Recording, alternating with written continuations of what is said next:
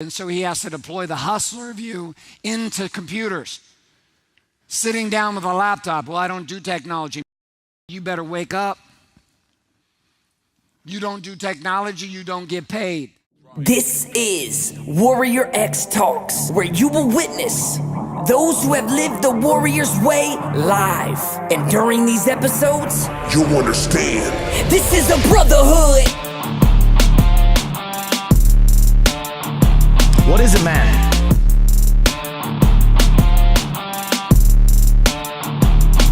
We get paid.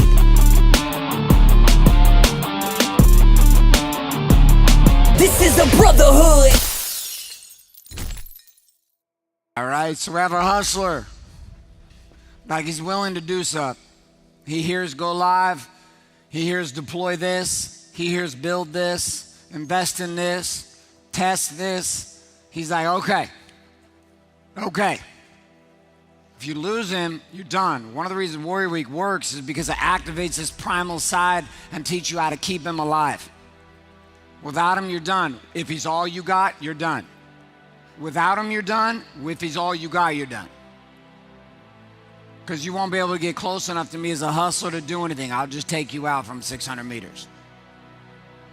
And if you happen to slip the gate, we'll just blow you up with an airstrike. Because you don't have enough money to do anything else. You're just a lone wolf in the game. This is the problem with the hustler. The hustler plays alone.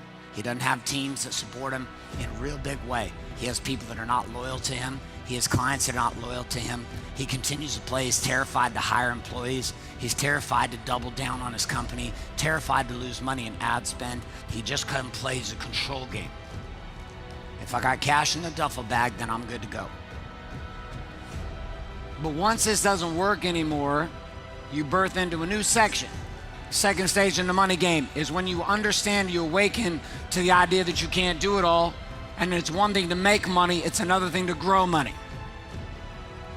Growing money is the birth inside of you of the businessman and the entrepreneur. This is the aspect of you that knows that you can't just keep building and burning.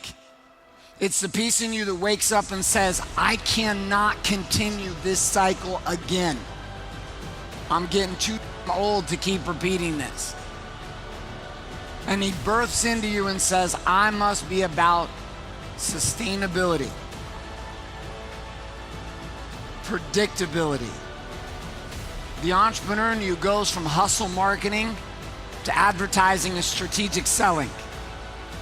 The entrepreneur inside of you is willing to make moves that he won't see results from for 2 to 3 to 6 months, knowing that it's his pathway out of the hustle.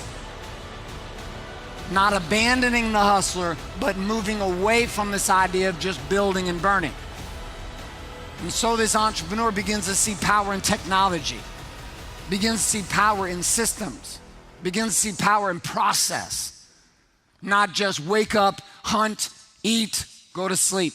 Wake up, hunt, eat, go to sleep. It's the first time a businessman begins to see money that comes in from a place where it's not always driven by his personal efforts all day long. It's when he starts to see his teams doing things that allow the game to grow. How many of you know what I'm talking about? Raise your hand. This birth into this requires an unlearning and a learning at the same time. It requires an unlearning of how the hustler has seen the world. The hustler sees the world from this game of scarcity to abundance. It's a game of addiction of rise and buy, rise and die, rise and die. Entrepreneur says, whoa. Bro, I'm getting too fucking old for this anymore. In your 20s, you can hustle all day. In your 30s, you start getting to this place, you're like, still got this, boy. Yeah. Then this weird shit happens with the babies and your wife and like 40. And then you look at the 20-year-old to be like, I will f them up by sending an airstrike.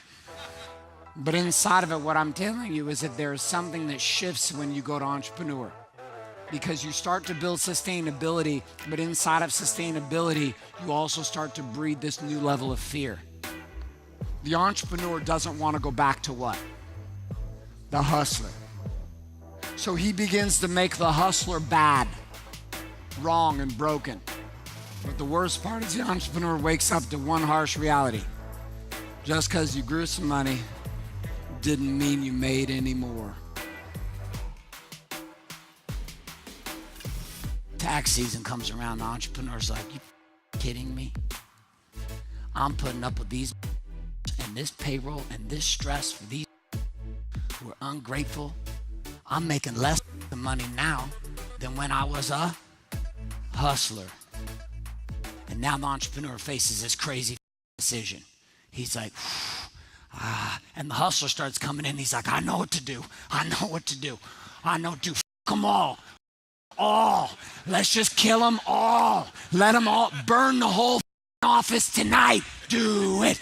And the entrepreneur's like, oh my God, he's alive again. And then for the next year, they get super focused. The entrepreneur comes in, he's going to super focused conferences, dressing different, acting super focused, getting away from the hustler side, waking up on time, talk about some cool metrics, got some spreadsheets, got like 9 of them, super feeling good, got my first VA, got a VA, I'm ready to do this. Okay, cool, hired 2 new people, I'm ready to go. And then they start talking all this kind of shit about gross revenue. Oh, dude, we killed it. We did 17 million. All right, cool. How much money did you take home? Like, how much did you get paid? My gross revenues are 1/10 of the most people in my neighborhood, and I make more money than a lot of them. Because I was after one simple thing that was only born in the 3rd phase, which was when I became a CEO. And my mind shifted and recognized this was an endless loop that would never end. To be the entrepreneur and the hustler was this back and forth, but this CEO aspect of my mind cared about something different. He didn't care about just growing money. He cared about keeping money.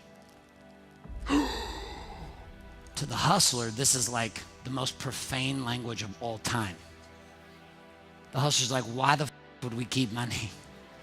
Because then we can't go back to the dark place. And this new aspect of you is born that is ruthlessly committed to managing your hustler and your entrepreneur. He says, I hear your processes and systems. I hear your hustle, your grind with your sales and your marketing. But here's the only question I have for you. Did we get paid? I don't give a shit how much we sold. Did we make any money? Did we get paid? The CEO comes into the business and looks at it from numbers and says, the shit you're selling right now, it doesn't add up. There's no money. Yeah, entrepreneurs, but like, yes, but dude, we're doing so much revenue. And your hustler's like, listen, I'm getting my commissions still, right? Am I still getting paid? Am I still getting my commissions? Okay, good. Entrepreneur's like, dude, we're building top line. Look at our revenue go. We just hired 9 more people. And your CEO's like, it doesn't matter because you're not getting paid. And who's not getting paid? The king. See, the CEO is about profits, but the CEO also works directly for the 4th phase of money, which is manage money, which is the king. And so we have these 4 phases. My hustler who just wants to get paid, but knows that he's gonna end up in the grave. My entrepreneur who's all about growing the money, but doesn't really think beyond that. My CEO who's committed to profits and the margins that matter. And then ultimately the king, which is the 4th phase of me, who's about building something that will last.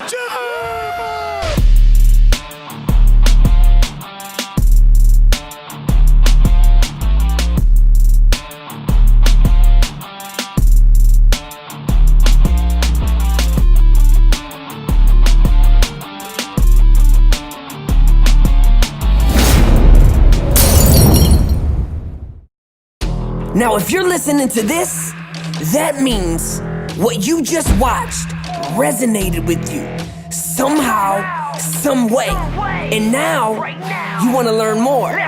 So here's what I need you to do. Go to warriorcon4.com right now, right now. Cause when it comes to training married businessmen with children, let me tell you something. We run this, we run it, we run this, we run it, we run this, we run it, we run this motherfucker. You gotta fight every